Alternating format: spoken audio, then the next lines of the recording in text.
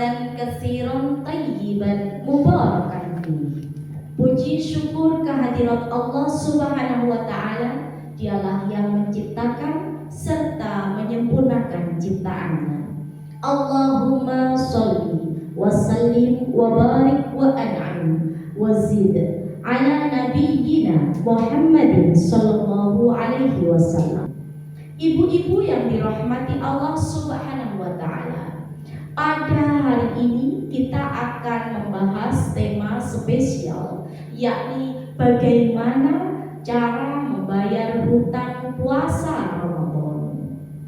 Perlu kita ketahui bersama bahwasanya ada satu golongan yang sama Allah itu diperkenankan atau dibolehkan tidak berpuasa Ramadan, bahkan tidak mengqadha atau menggantinya pada hari yang lain. Namun dia diwajibkan untuk membayar tebusan. Adakah dasarnya di dalam Al-Quran? Yaitu pada surah Al-Baqarah ayat 184.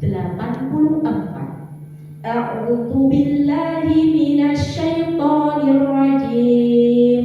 Wa 'alal ladzina yutiqunahu fidyatun ta'amu miskin, yaitu orang-orang yang terasa berat menjalankan puasa, bahkan juga berat untuk menggantinya di hari lain, maka dia dibolehkan membayar fidyah.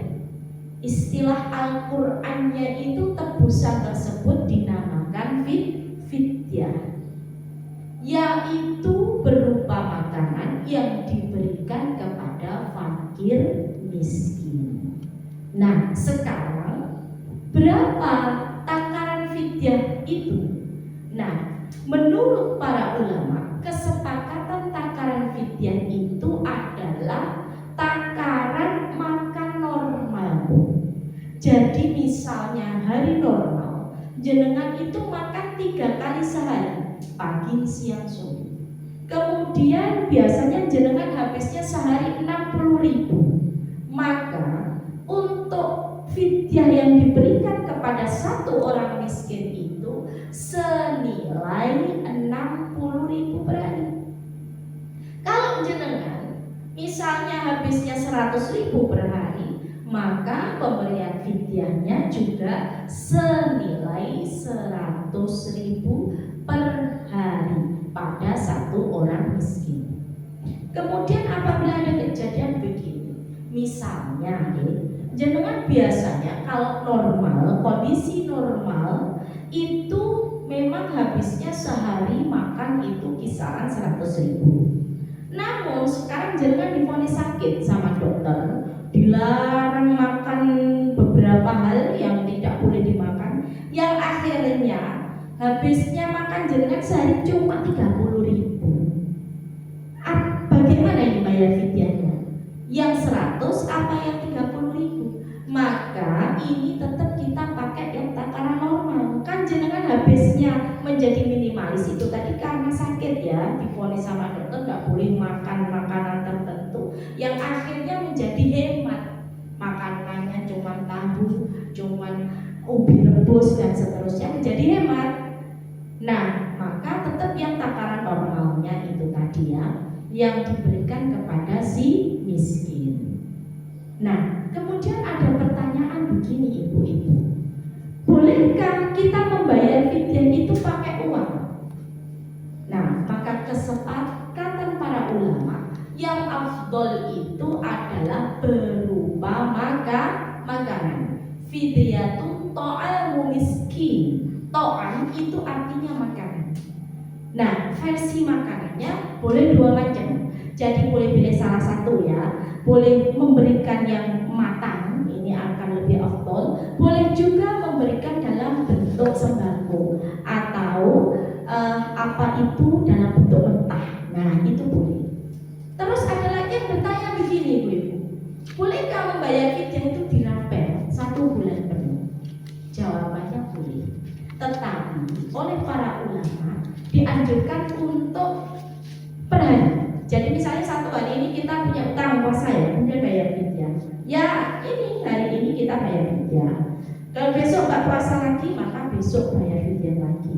Tujuannya adalah untuk melahirkan kenikmatan di dalam ibadah. Itu.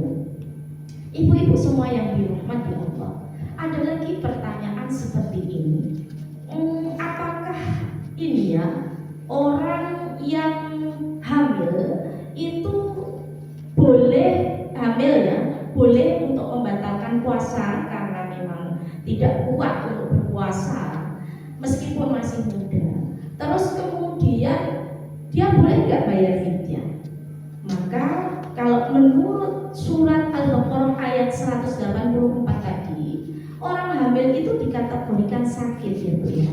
Dalilnya adalah a'udzubillahi minasyaitonirrajim, ayyaman ma'dudat faman kana minkum maridun aw 'ala safarin fa iddatun min ayyamin ukhra. Jadi sakitnya orang hamil itu karena ada penghalang, ada janin di dalam rahimnya, terus dia tidak kuat berpuasa, maka sebaiknya mengqadha pada hari lain setelah melahirkan dan setelah selesai nifasnya.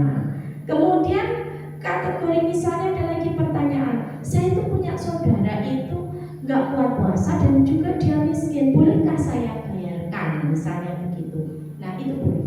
Jadi kalau miskin, karena memang ada fakir ada miskin, itu tidak bisa ya, tidak mampu, maka boleh dibayarkan oleh kerabatnya. Insya Allah mudah-mudahan yang sedikit ini bermanfaat. Nasrullah wa fathun qarib wa basyiril mu'minin. Wassalamualaikum warahmatullahi wabarakatuh.